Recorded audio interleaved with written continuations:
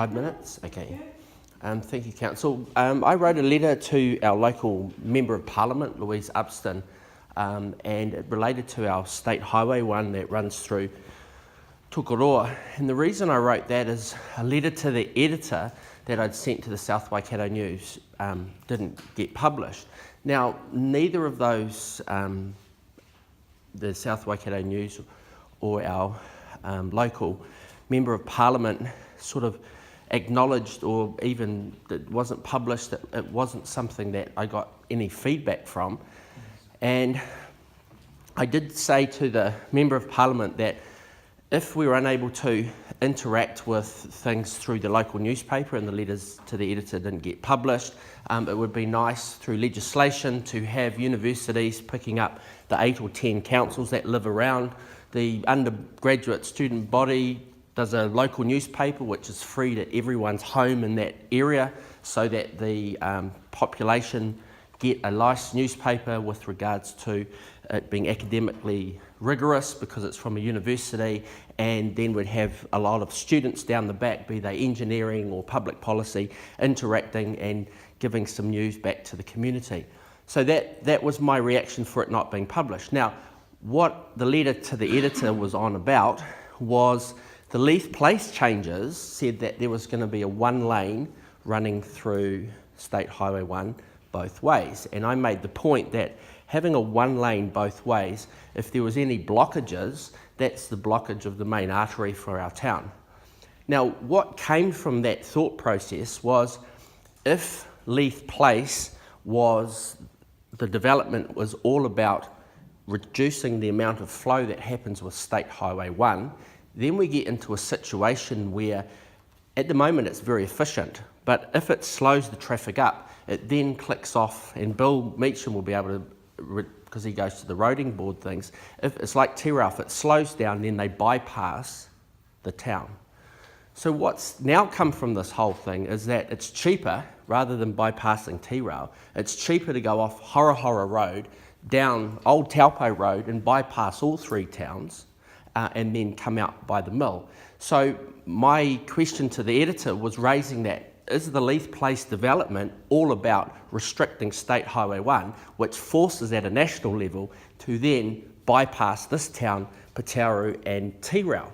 Now, that wasn't published in the letters to the editor. It wasn't acknowledged because I think it might have been something that the national government through Louise Upston was pushing, because it was her comments with regards to the big road that's coming out of Hamilton and how it's good for the economy.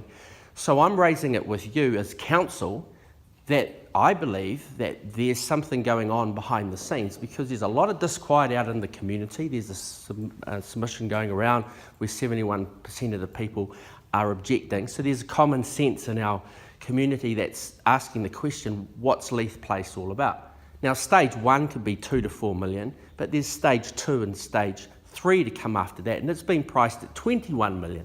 So I'm just asking, where is all of this money going and for what purpose, unless it's not into a ploy to bypass those roads? So rewinding all of that, we'll find out what's happening with Leith Place. Obviously the letters to the editor are getting published. There was one in this week's letter to the editor. But what I did want to leave you with is that our universities can do a newspaper which goes out free to all the local councils. And I think that's a good bit of legislation that I think, as a civic body, the mayoral forums, other councils, local government, to push for. We pay handsomely for our university system. We've got the brightest and best going to the university, and it would be nice to have that younger body filling up our ranks on public meetings and interacting with council so that they learn the process. So that all roundabout way is just to mention that there's an ability for our local MP to be contacted and asked did she get that letter, and for her to carry on talking about in Parliament legislation to improve access to the community with information relating to the council. And I think that's a good positive thing going forward. We've got a new government and we've got some interesting new ministers in there, so I just raised that with you. Anyway, I just wanted to point out what's been going on in the last month and a half in South Waikato around Leith Place, and that's what I'm thinking is going on. Thank you, Mr. Young. Okay. Are there any questions? Councillor Shorter. Mr. Young, where did you get your information from? There's a number of people in the public that have information. Are you talking about down Old Taupo Road?